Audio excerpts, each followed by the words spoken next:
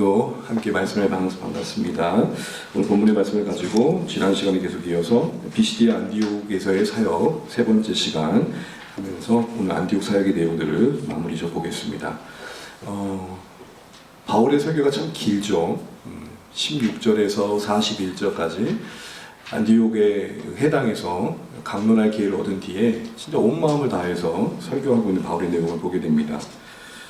일목요연하게 구약의 역사와 함께 구속자이신 예수님의 이야기를 쭉 펼쳐가고 있는데요. 그 핵심 내용은 뭡니까? 약속의 성취가 예수님이시고 그 예수님은 결국 하나님께서 우리에게 주신 구원자이시다.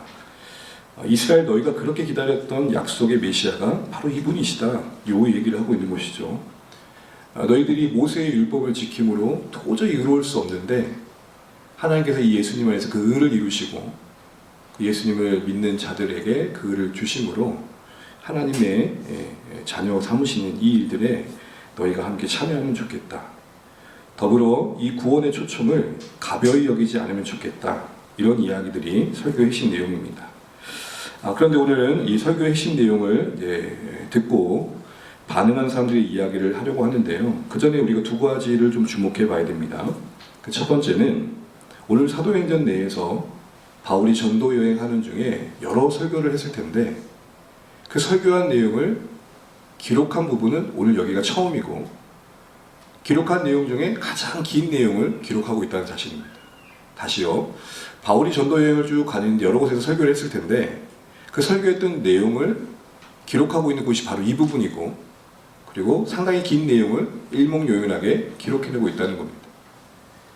시점으로 보면 오늘 이 시점이 어떤 의미가 있기 때문에 이 긴 설교를 기록했겠죠. 여러분 이해가 되시는 거죠? 그 어떤 여러 상황들이 있을 텐데 왜 굳이 성경은 누가는 이 부분에 바울의 설교를 쭉 기록했을까라는 것입니다. 그 첫 번째 이유는 오늘 이방인 중심의 사역이 지금 진행되는 가운데 오늘 이 본문의 내용이 이 부분이 본격적인 전환의 시점이기 때문입니다. 그렇게 볼 수 있는 근거는 46절에 보시게 되면은 아까 방금 본문에 읽었지만 우리가 이제는 이방인에게로 향하겠다라고 바울이 선포하죠. 유대인들이 시기함으로 인해서 바울의 전한 복음을 듣고 다른 사람들 때문에 시기해가지고 거부하고 저항하고 비방하고 선동할 때 바울은 그들에게 먼저 주어진 그 기회를 거부하는 그들에게 했던 말이 우리는 이제 이방인으로 가겠다라고 선포했던 겁니다. 사실 이것이 하나님의 계획이었죠. 그래서 땅끝까지 바울의 선교팀이 이방인 가운데 빛이 되어져서 구원의 소식을 전하는 그 일들에 이제 집중하겠다 그러는 겁니다.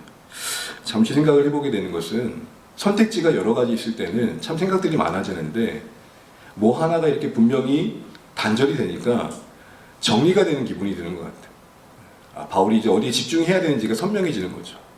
우리 인생의 여정이 좀 그래 가면 좋겠습니다.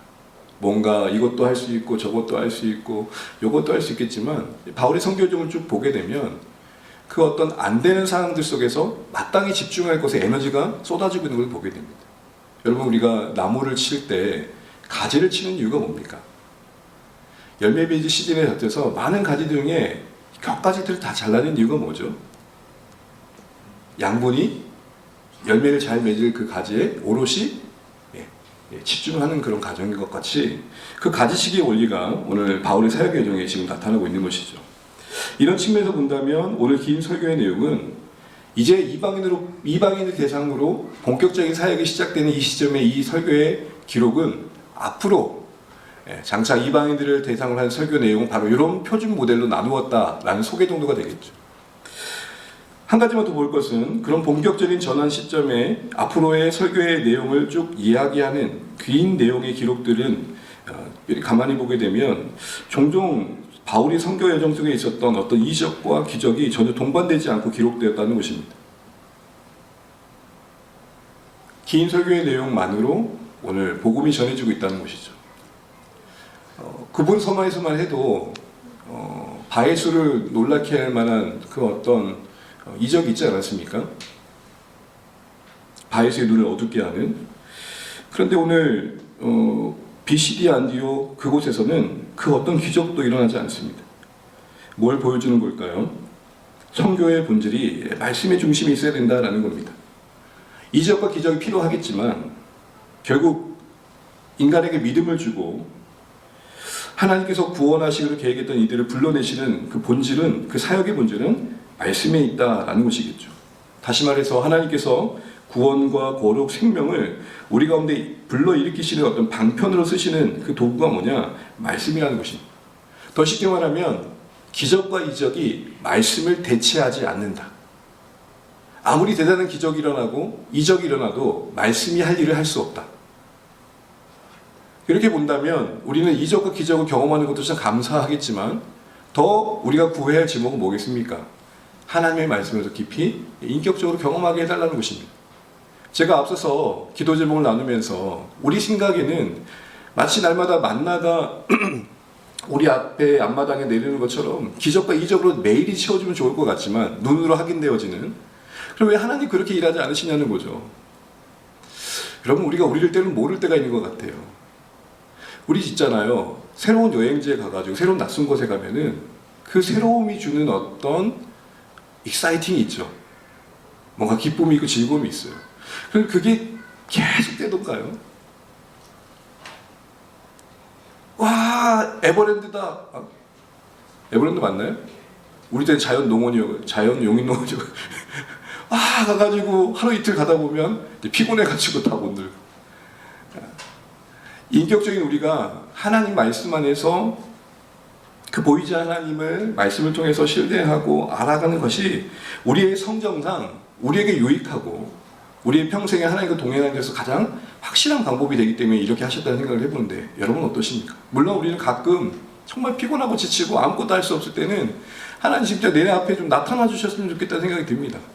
내 문제를 기적적으로 해결해 주셔가지고 나 여기 있다 라고 보여주셨으면 하는 마음이 분명 있습니다. 그러나 하나님이 우리 가운데 보편적으로 구원의 일을 이루실 때 말씀 중심으로 하신다는 것, 이게 성경의 일관된 지원이라는 거죠. 한 예를 볼까요? 여러분 고린도서 14장을 보시게 되면 방언과 예언의 이야기가 나오죠. 바울이 교회에게 권면하는 내용이 뭡니까? 방언보다는 예언을 하려고 애써라 라는 것입니다. 왜죠? 방언이라는 것은 한 개인의 측면에서 보면 신기한 은사의 체험이고 이적입니다. 평소 배우지도 않았던 언어로 기도를 한다? 찬양을 한다? 여러분, 제가 아직 배우지도 않은 스피어너로 만약 설교하고 있다 생각해 보시면 여러분 어떡하겠어요? 야, 우리 목사님 신령하시다. 뭐 그러지 않겠습니까? 아닌가요? 못 알아먹겠다는 것인가요? 만약에 안 믿는 사람, 알지 못한 자들, 믿지 않는 자들이 왔을 때 방언하는 것보단 예언하는 게 더 그들의 구원에 유익하다는 겁니다. 그래서 고린도서 14장 23절 25절인데 좀 긴 말씀이긴 한데요, 우리 같이 한번 읽어보도록 하겠습니다. 시작. 그러므로 온 교회가 함께 모여 다 방언으로 말하면 알지 못하는 자들이나 믿지 아니하는 자들이 들어와서 너희를 미쳤하지 아니하겠느냐. 그러나 다 예언을 하면 믿지 아니하는 자들이나 알지 못하는 자들이 들어와서 모든 사람에게 책망을 들으며 모든 사람에게 판단을 받고 그 마음에 숨은 일들이 드러나게 되므로 엎드려 하나님께 경배하며 하나님이 참으로 너희 가운데 계신다 전파하리라. 아멘. 우리가 생각할 때는 평소 볼 수 없었던 어떤 기적의 현상들을 통해서 사람들이 더 설득될 것 같지만 하나님의 구원이 우리에게 임하는 방식은 그게 아니라고 말씀하고 있는 겁니다. 오히려 하나님은 말씀을 통해서 그 자리에 있는 자들이 듣고 깨닫고 그 마음의 숨은 생각들을 확인하면서 내가 그렇게 참 괜찮은 인생이 아니구나, 죄인이구나, 이걸 확인하고 하나님이란 그 거룩하신 분 앞에 항복하게 되어지는 이 신령한 역사가, 그래서 이곳에는 하나님이 계십니다 라는 고백을 만드는 은혜의 일들이 말씀을 통해 일어나게 하시기를 하나님께서는 기대하고 계시다는 것이죠. 이런 측면에서 보면 오늘 본문의 긴 설교 뒤에 보인 사람들의 반응은 그렇구나를 확인시켜줍니다. 물론 호의적이었던 것만은 아닙니다.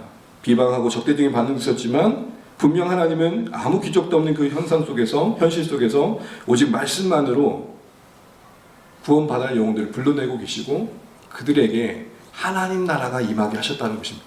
여러분, 이것이 오늘 동일한 이 시대 속에서 우리가 꿈꾸며 기대할 모습이라는 것이죠. 몇 가지를 정리해봤는데 오늘 42절, 52절 사이에 바울의 그 긴 설교를 듣고 보인 회중들의 긍정적인 모습은 어떻습니까? 첫 번째 42절입니다. 같이 한번 읽어보겠습니다. 시작. 그들이 나갈 때 사람들이 청하되 다음 안식일에도 이 말씀을 하라 하더라. 아무래도 해당에 앉아있던 유대인들 그리고 유대 교회 가입하려고 했던 이방인들, 하나님을 경외했던 이들은 이 바울의 설교가 새로웠던 것 같아요. 구약의 역사 속에서 예수님과 연결되는 이 이야기가 신선했던 것 같고, 그 말씀은 그들에게 더 듣고 싶어하는 영적인 갈증으로 이어지고 있습니다. 한마디로 하나님의 말씀이 그들의 마음을 열고 있습니다. 두 번째로 43절을 보시겠습니다. 43절 같이 한번 읽죠. 모임이 끝난 후에 유대인과 유대교에 입교한 경건한 사람들이 많이 바울과 바나바를 따르니 두 사도가 더불어 말하고 항상 하나님 은혜 가운데 있으라 권하니라. 아멘. 43절 보시게 되면 좀 더 적극적인 무리들이 소개됩니다.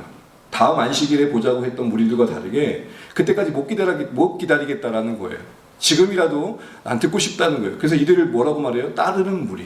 여러분, 성경에서 따른다는 표현은 제자들을 말할 때 쓰는 겁니다. 그러니까 당신이 지금 말하고 있는 복음의 도에 우리가 제자가 되고 싶습니다. 깊은 관심을 가지고 나오는 이들이 있는 것이죠. 우리도 보통 강연을 마치고 나면 다음에 또 와서 들어야지 하고 그 자리를 떠날 수도 있지만, 그대로 그 자리에 앉아가지고 강사와 더 한번 얘기 나누고 그 마음의 궁금함을 해결하려고 묻는 분들이 계시잖아요. 바로 그런 분위기입니다. 따르며 배우려고 하는 제자들이 일어나는 거예요. 앞에서는 하나님의 말씀이 그들의 닫힌 마음을 열어주었다면, 오늘 본문의 이 내용에서는 하나님의 말씀으로 그들에게 열심을 불러일으키고 있는, 열린 마음이 열심이 되고 있어요. 특별히 건면했던 내용이 뭡니까? 항상 어디 가운데 있으라고요? 하나님의 은혜 가운데 있으라. 이거는 바울의 서신의 일관된 표현이죠. 여러분, 하나님께서 바울을 통해서 서신을 기록하실 때 인사말에 항상 뭐를 구합니까? 너희 가운데 은혜와 평강이 있기를 원하노라. 은혜와 평강이 있기를. 여러분, 이건 기독교 신앙의 본질입니다. 기독교 신앙을 달리 말하면 은혜입니다. 은혜가 뭡니까? 하나님께서 값없이 전적으로 그분의 사랑으로 우리를 구원하시고 돌보시고 평생의 여정을 이끄셔서 하나님 나라에 이르게 하신다는 거 아닙니까? 거기에 우리의 어떤 행위와 우리의 어떤 열심이 기여하는 바가 없다는 것입니다. 그러기에 오늘 은혜 가운데 있으란 말에 그 당시에 그들에게 일차적인 이야기는 예전처럼 율법으로 구원받을 것처럼 생각하고 돌아가지 말라는 겁니다. 율법의 행위로 구원받을 것처럼 생각하고 그들로 돌아가지 말라는 것입니다. 오직 예수님을 통해 구원받음을, 그 복음을, 그 은혜를 다시 한번 기억하고 그 안에 머물라는 것이죠. 이와 관련된 강조는 바울이 갈라디아에서 한번 변론하죠. 여러분, 갈라디아서의 주제가 뭡니까? 이신칭입니다. 이것의 확장판이 로마서이고요. 근데 갈라디아서에 특별히 어떤 문제가 있었습니까? 은혜로 시작했다가 육체로 마치려는 성도들의 모습이 들려온 겁니다. 다시 말해서 복음으로 구원받았다고 고백한 뒤로는 그 뒤에 유대주의자들의 설득에 넘어가가지고 할례를 행하지 않으면 안 된다는 생각을 하겠다는 거예요. 할례를 하는 게 문제가 아니라 그걸 해야 구원받는다고 생각한 그들의 구원의 근거가 착각이 문제였던 것이죠. 그래서 바울은 갈라디아 교회 성도들에게 그게 아니라는 설득을 하죠. 강한 어조로. 그래서 은혜로 시작했다가 왜 육체로 마치려고 하느냐라고 하는 것입니다. 여러분, 그것은 갈라디아 교회 성도들만이 아니라 우리 오늘의 현실의 신앙의 모습일 때가 있습니다. 구원을 은혜로 받아놓고 구원 이후의 삶은 우리의 애씀으로만 채운다면, 그리고 그것으로 인한 어떤 하나님과 관계에 흔들림이 있다면 우리가 은혜를 제대로 모르는 것이라는 겁니다. 그래서 뭐라고 말합니까? 항상 은혜 가운데 뭐 하라고요? 있으라. 이거를 원문에 그대로 뉘앙스로 번역하면 지속적으로 머물라. 하나님 은혜 가운데 지속적으로 머물라. 거기가 너희가 뿌리 내릴 곳이다. 거기가 너희가 영원히 떠나지 말아야 할 곳이다. 이렇게 말하는 겁니다. 신앙의 삶에 여러 어려움이 오더라도 하나님의 그 구원의 은혜 안에서 붙들려서 믿고 끝까지 가면 좋겠다. 이런 얘기도 함께 하는 것이겠죠. 즉, 구원의 은혜를 잊지 말고 매일의 삶, 모든 삶 속에서 하나님의 그 은혜를 힘입어 살아가는 권면인 겁니다. 그리스도인의 삶은 여러분 은혜로 시작해서 은혜로 이루어지고 은혜로 완성되는 여정입니다. 그러니까 여러분, 우리는 하나님의 은혜가 무엇인지를 잘 알아야 됩니다.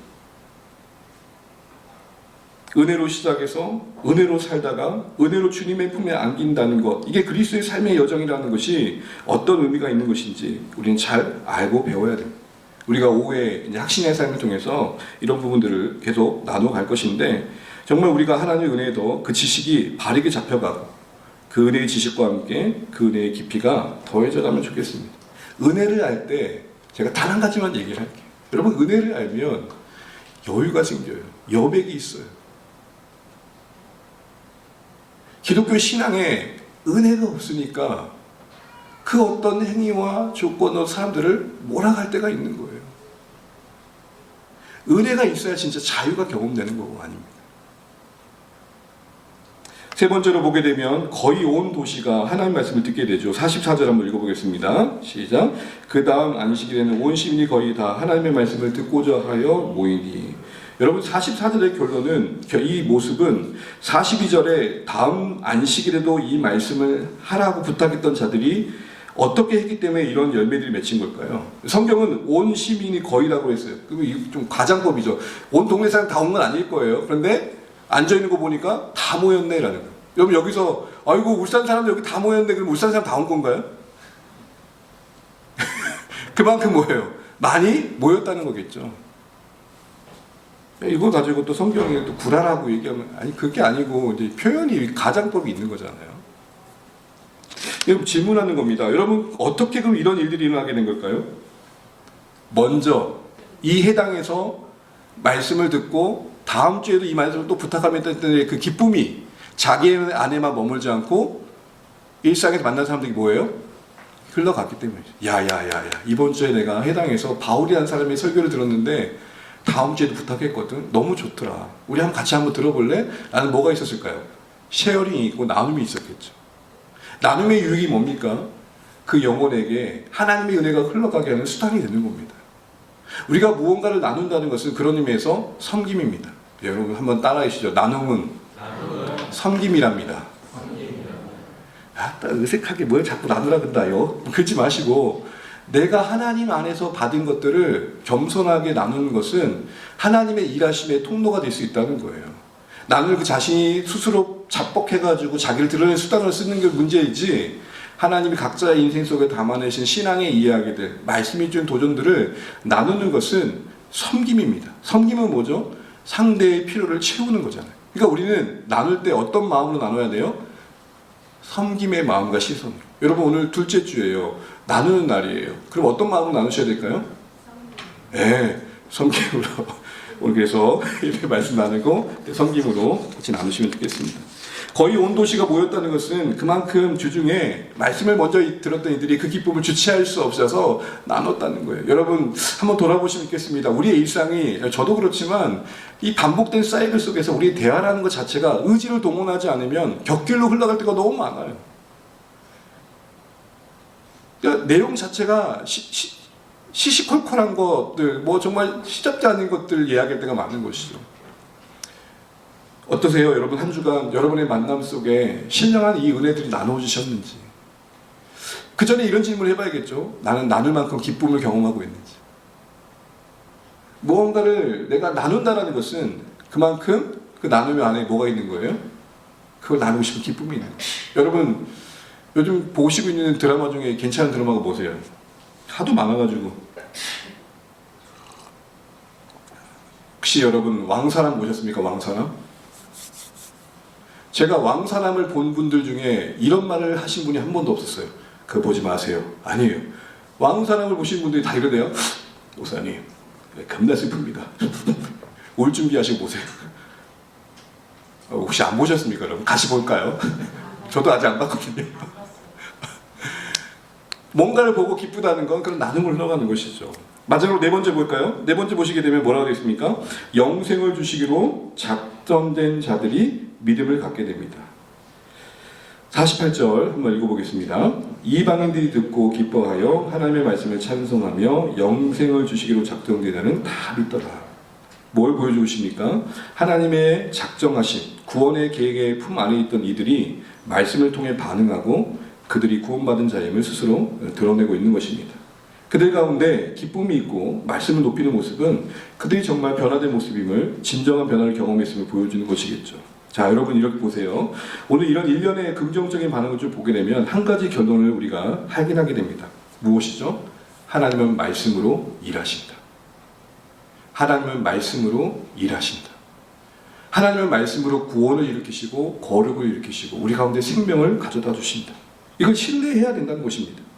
말씀의 빛 아래서 그 말씀을 듣는 이들의 어둠을 일깨우시고 그 어둠이 만드는 절망 속에서 생명과 소망의 자리로 인도해 가시는 일들을 말씀을 통해 하신다는 겁니다. 하나님의 말씀이 듣는 이들 가운데 이런 창조의 역사를 일으킨다는 것을 우리는 신뢰해야 돼요. 그래서 바울로 추정되어진 히브리서 기자가 이렇게 말합니다. 4장 12절 같이 한번 읽어보죠. 하나님의 말씀은 살아있고 활력 있어 좌우의 날선 어떤 검보다 예리하여 혼과 영과 및 간절과 골수를 찔러 쪼개까지 하며 또 마음의 생각과 뜻을 판단하나니. 여러분, 제가 목회자여서가 아니고 인생을 살면서요, 말씀 속에서 저 자신을 계속 보게 될 때가 있어요. 물론 상담을 통해서 어떤 질문들을 들으면서 저를 반추하고 생각하다가 드러내는 거 있지만, 진짜 말씀은 제가 숨기고 싶었던 것들을 자꾸 드러낼 때가 있어요. 감추지 못하도록 드러내요. 여러분, 하나님께서 그 말씀을 통해 드러내신 목적은 뭘까요? 고치시고 싸매시고 온전케 하시니. 세상은 드러내는 이유가 뭐예요? 수치를 끼쳐서 전멸케 하는 거죠. 야야야야야야, 너 들어봤니? 걔가 그렇대. 그 이야기가 퍼져가지고 그의 인생 자체가 몰락으로 가는 경우가 얼마나 많아요. 나중에 봤더니 전혀 근거 없는 이야기들. 그러나 하나님의 말씀은 우리의 감춰진 하나님께서 반드시 변화되어야 될 모습들을 드러내시고 바꾸시는 창조와 생명의 역사를 일으키신다는 거죠. 한 예로 디모데를 볼까요? 디모데후서 3장 15절 17절 말씀을 띄워주시고 제가 설명할 테니까 보시면 읽겠습니다. 오늘 디모데후서 보게 되면 바울은 디모데에게 이렇게 말합니다. 성경이 너로 하여금 어떤 지혜를 갖게 했다고요? 구원에 이르는 지혜를 갖게 했다는 겁니다. 그리고 그 성경이 17절 말씀을 같이 한번 읽어볼까요? 이는 하나님의 사람으로 시작. 이는 하나님의 사람으로 온전하게 하며 모든 선한 일을 행할 능력을 갖추게 하려 함이라. 아멘. 하나님의 사람으로 온전케 한다는 것은 준비시키고 무장시킨다는 의미입니다. 여러분, 신자로서 우리가 하나님 사람 되어야 되지 않겠습니까? 하나님께 속한 사람, 하나님을 위해 사는 사람, 그게 신자의 또 다른 이름 아니겠습니까? 근데 그것을 가능케 하는 게 뭐라고요? 하나님의 감동으로 빚어진 하나님의 말씀이라는 겁니다. 만나와 같은 기적을 통해서 우리는 하나님을 경험할 수 있겠지만 그 하나님이 누구이신지는 기록된 말씀을 통해 볼 수 있다는 것을 아셔야 됩니다. 그러기에 아무리 만나를 경험해도 하나님이 누구신지를 아는 지식이 자라지 않으면 그분은 만나를 주시는 분 정도이지 그 이상은 될 수 없는 것이죠. 뭔 말을 주시는 분으로서만 제약시키는 게 아니라 그걸 주시는 하나님을 만남으로 말미암아서 그 하나님이 누구신지를 알고자 하는 그런 접근이 필요하다는 것입니다. 우리 자신 한번 돌아보시죠. 여러분, 우리에게는 하나님의 말씀이 구원과 거룩과 생명의 수단이 되고 있는지 되짚어 보면 좋겠습니다. 이런 질문을 한번 해볼까요? 최근에 나는 말씀 때문에 고민하게 된 어떤 생각들, 말씀 때문에 바뀐 가치관, 변화된 삶의 모습이 있는지를 한번 돌아보시면 좋겠습니다. 말씀 중심의 신앙을 산다고 하는데 여전히 제가 지켜본 주변의 사람들의 모습들을 종종 보게 되면 말씀을 말하는데 말씀보다 전통이 더 위에 있을 때가 있고 말씀을 말하는데 그의 신앙의 이념과 신념이 더 위에 있는 경우가 많아요. 여러분, 복음이 큽니까? 이념이 더 큽니까? 복음이 더 크죠. 복음이 더 수용하고 포용하는 폭이 더 넓고 더 크잖아요. 그런데 우리는 자신들이 말하는 신념에 성경을 종속시켜가지고 성경을 믿는다는 명분으로 이념을 얘기해요. 말씀 중심이라는 것은 철저히 그 모든 신념과 이념과 이익과 전통과 간섭을 뛰어넘는 말씀의 권위를 그 모든 것을 내려놓을 줄 아는 것입니다. 예를 들어서 너와 내가 다른 이념과 이상을 갖고 있다 할지라도 말씀의 권위 아래서 너와 나는 그리스도 안에 함께 묶인 형제이니 이것이 더 권위 있게 여겨지는 게 말씀 중심인 것입니다. 착각하시는 것들이 내가 말하고자 하는 바를 말씀으로 말하면 말씀 중심이라고 생각해요. 여러분, 그렇지 않다니까요. 말씀 중심이라는 것은 말씀을 이용하는 게 아니라 말씀 안에 내가 걱정하는 것입니다. 말씀을 이용하는 게 말씀 중심의 삶이 아니고 말씀을 전인격으로 내가 수용해서 말씀의 안에 내 모든 전인격이 굴복하는 게 말씀 중심의 사람입니다. 여러분, 제가 아는 어떤 사람이 저를 대할 때 저의 필요한 것만 골라먹고 저를 안다 한다 하면 그 사람이 저를 아는 겁니까? 저를 이용하는 거지. 우리는 다시 한번 말씀 중심의 삶을 다시 살아가고 있는지 돌아보면 좋겠습니다. 이런 면에서 여러분들에게 말하기 전에 제일 회개해야 할 자는 저예요. 저 말씀 사역자도. 여러분, 저도 교회 짬밥이 좀 있지 않습니까? 그래서 여러분 모태신앙으로서 한 50년 가까이 신앙생활을 하고 있으니까요. 여러 교회를 경험했지만 여러분 하나님의 말씀을 가리키는 지도자가 어떤 마음으로 말씀을 가리키느냐에 따라서 말씀을 가리키는데 어떻게 말씀을 해석하냐에 따라서 그 말씀을 꼴을 먹고 자라는 성도들의 생각과 가치관들이 달라지더라고요. 그런 의미에서 여러분에게서 제일 경계하고 무서워야 조심해야 될 분이 누군지 아십니까? 네, 접니다. 제가 잠깐 헷가닥하면 여러분도 모르게 날마다 매주마다 이상한 말씀을 듣게 되는 거예요. 그래서 여러분 기도해 주실 때 목회자인 제가 말씀 사역자로서 이 섬김의 일들을 신실하게 잘 감당할 수 있도록 기도해 주시기 바랍니다. 저는 어떻게 말씀을 대해야 될까요? 이걸 통해서 어떻게 하면 내가 더 멋지게 설교해 볼까가 아니라 오늘도 이 말씀의 본문을 통해서 우리가 순종해야 될 게 뭘까를 잘 드러내야 되는 거예요. 말씀이 말씀인데요, 말씀으로서 하나님이 일하실 수 있도록 잘 수종 들어야 되는 것이죠. 그런 의미에서 목회자의 권위가 있는 것이라는 걸 여러분 잘 아시고 분별 가운데 목회자를 기도해 주시면 좋겠습니다. 목회자의 말이라고 무조건 따르지 마세요. 그게 제일 무서운 거예요. 그건 신앙이 아니에요. 목회자가 하나님이 아니지 않습니까? 하나님의 말씀을 수종드는 자리에서 겸손히 그 권위를 하나님을 섬기는 데 쓸 수 있도록 해야 되는데 목회자가 뭐 신이에요? 누가 그러대요 옆에서. 목회자가 무슨 용가리 똥뼈냐고. 여러분 물론 목회자의 권위를 실추시키는 건 문제지만 마치 하나님 그 이상으로 모시는 것도 문제예요. 제가 갑자기 이렇게 열받는지 모르겠습니다. 다시 돌아와서 사랑하는 주 안에 계신 여러분, 제가 감동을 빚어내는 사람이 아니라 하나님이 말씀으로 일하실 수 있도록 말씀을 충분히 드러내는 사람 될 수 있도록 기도해 주시기를 간절히 바랍니다. 또한 오늘 본문을 보게 되면 이렇게 말씀이 일하신다는 것과 함께 그렇기 때문에 우리는 말씀 앞에서 우리의 태도를 돌아봐야 되는 것을 알게 됩니다. 사랑하는 주 안에 가진 여러분, 오늘 46절 말씀을 보십시오. 46절 같이 한번 읽어보겠습니다. 바울과 바나바가 담대히 말하 이르되 하나님의 말씀을 마땅히 먼저 너희에게 전할 것이로되 너희가 그것을 버리고 영생을 얻기에 합당하지 않은 자로 자처하기로 우리가 이방인에게로 향하노라. 본문을 보시면 먼저 첫 번째 주목해야 될 것은 영생을 주시기로 작정된 자는 다 믿더라고 했던 48절과의 비교입니다. 여러분 48절과 46절 비교해보면 비교가 되세요? 딱 눈에 띄는 대조가 보이세요? 46절 우리가 방금 읽었다는 것은 영생을 얻기에 합당하지 않다 그랬고 48절은 영생을 주시기로 작정된 자예요. 여러분 강조점이 48절엔 주신다는 분에게 있고 46절에는 받는 분, 얻는 분에게 있는 거예요. 다시 말해서 46절은 인간의 책임을 강조하고 있고 48절은 성경의 구원자이신 하나님의 주권을 강조하고 있는 거예요. 제가 왜 이 이야기를 하냐면 오늘 여기서 다 다룰 수 없지만 이 영생을 얻기로 작정된 자의 이야기를 어떻게 얘기하느냐, 운명론처럼 얘기하는 분들이 계세요. 결정론처럼 얘기하는 분이 계세요. 무슨 말이야? 어차피 영생을 얻기로 작정된 자는 다 하나님께서 알아서 구원하실 테니까 전도가 필요 없다는 거예요. 그렇게 말한다면 영생을 얻기에 합당하지 않는 자가 설명이 안 되는 거예요. 영생을 주시기로 작정된 자는 다 믿는다라는 하나님의 주권이 실현되지 않는 그 현장이 설명이 안 되는 겁니다. 정리하자면 오늘 본문의 이 부분은 예정론을 결정론으로 오해하는 구절로 이해될 때가 많은데 그렇게 볼 게 아니라 균형 있는 시선이 필요합니다. 그게 뭐냐? 결정론으로 운명론으로 본다는 것은 어차피 구원받은 사람은 구원 얻으니까 전도할 필요 없다 생각하는 건데 그것도 아니라는 겁니다. 또한 우리의 의지와 책임에 달린 것처럼 너무 그것을 강조하다 보면 우리가 어떻게 하느냐의 방법과 방식에 의존하는 세속적인 태도를 보일 때가 있는데 그것도 아니라는 것이죠.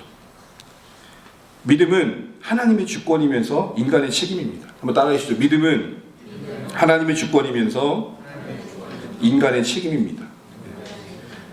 우리의 인간의 책임이 동원될 때 그 근원은 분명 하나님이십니다. 그러나 하나님이 우리의 인간의 책임을 해방하거나 파괴하지 않으시면서 그 일을 하신다는 겁니다. 그러니까 신비인 거죠.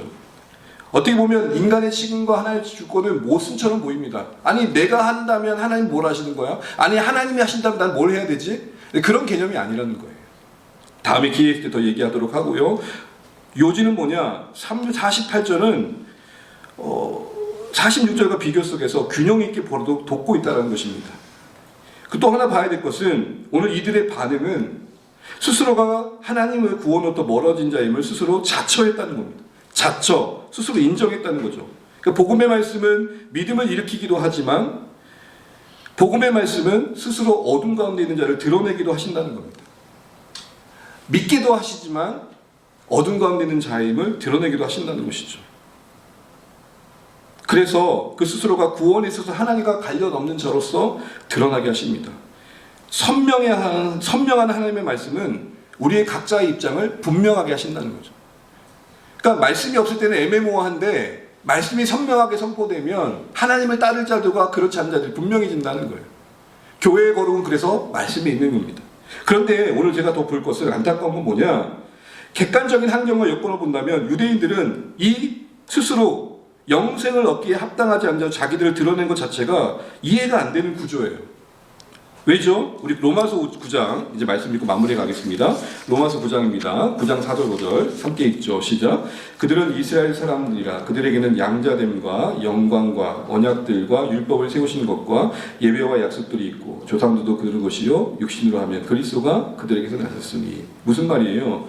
메시아가 그들 가운데서 났다는 거예요. 그들에게는 율법이 있고 하나님의 이야기가 있고 역사가 있고 제사가 있고 선지자들이 있어요. 아브라함이 있고 모세가 있어요. 그러니까 객관적인 요건으로는 복음을 들으면 바로 반응해야 할 자리라고요. 그런데 오히려 그렇지 않아요. 무엇보다도 오늘 본문의 바울이처럼 그들에게 기회가 먼저 주어졌어요. 그런데 믿지 않아요. 시기심이 가득해가지고 구원의 말씀을 버리고 정작 자신들을 구원의 복에서 멀어져 있어요. 시기심이 가득하다는 건 뭐예요? 자기들은 대단한 존재이고 선민이고 구원이 별로 필요 없는 존재인데 구원 받으라고 이야기를 하니까 못마땅한 것이고, 또한 말도 안 되는 얘기처럼 비춰지는 복음을 따르는 사람들을 보니까 못마땅했던 거예요. 여러분, 한국 사람들은 그런데요. 누가 그렇게 얘기한 거예요? 한국 사람들은 배고픈 건 참아도 배 아픈 건 못 참는다고. 그러니까 어떤 시기심이 발동하게 되니까 분별력도 사라지고 평정심도 사라지고 진리에 대한 마음이 완악해 닫힌 겁니다.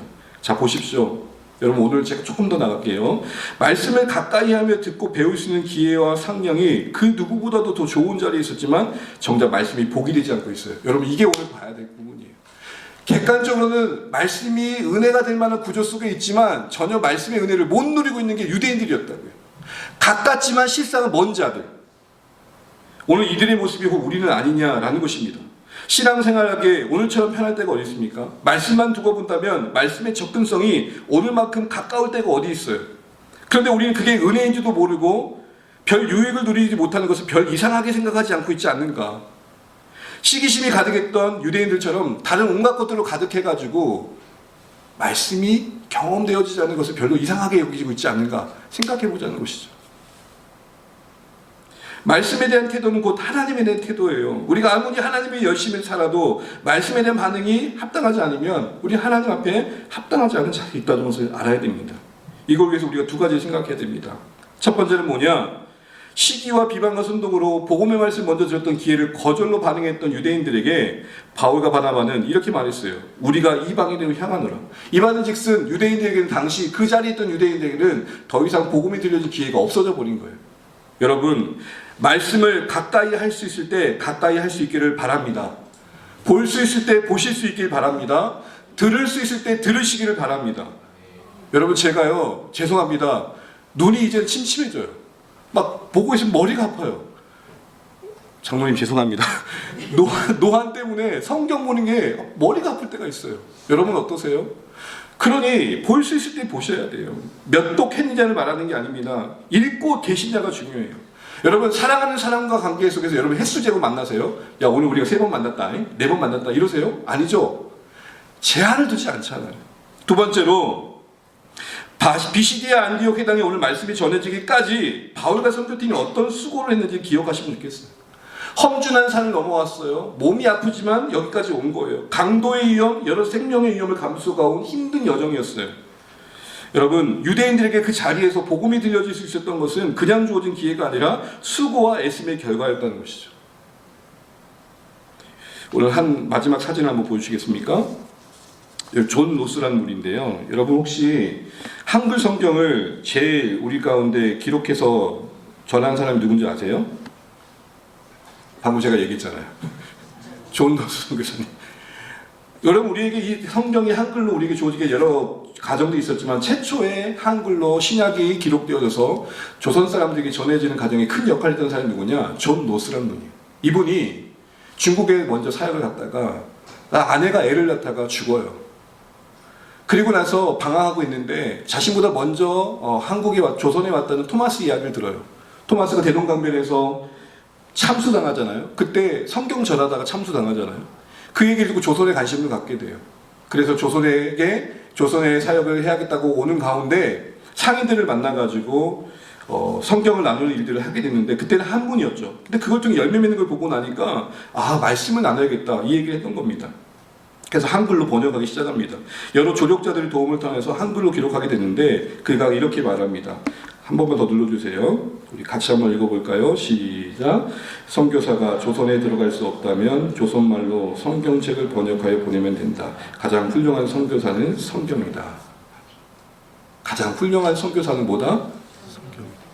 희한하게 다른 어떤 나라에도 없는 역사 중에 하나가 뭐냐? 선교 역사 속에 선교사들이 왔는데 이미 자기 언어로 성경을 갖고 있고 믿는 자리에 있는 곳은 대한민국밖에 없었어요. 조선밖에 없었어요. 그러니까 언더우드 선교사가 와서 이런 말을 했겠어요. 우리가 씨를 뿌리러 왔다가 추수하러 왔습니다. 이미 성경이 한국말로 번역되고 곳곳에 익혀지는 가운데 믿는 자들이 곳곳에 일어나는 거예요. 그걸 확인한 것이 자신들의 사역이었다고 말하는 겁니다. 사랑하는 요한의 가족 여러분, 우리의 언어로 한글로 성경을 읽고 가까이 할 수 있는 거 복이라는 거 기억하셨으면 좋겠습니다. 아직도 자신의 언어로 성경이 없는 나라들이 많아요.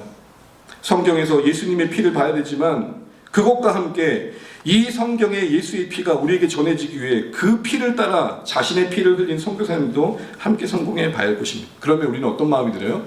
빚진 마음. 빚진 마음으로 말씀을 읽고 살아내고 나누는 그게 우리의 삶이 되어야 될 것입니다.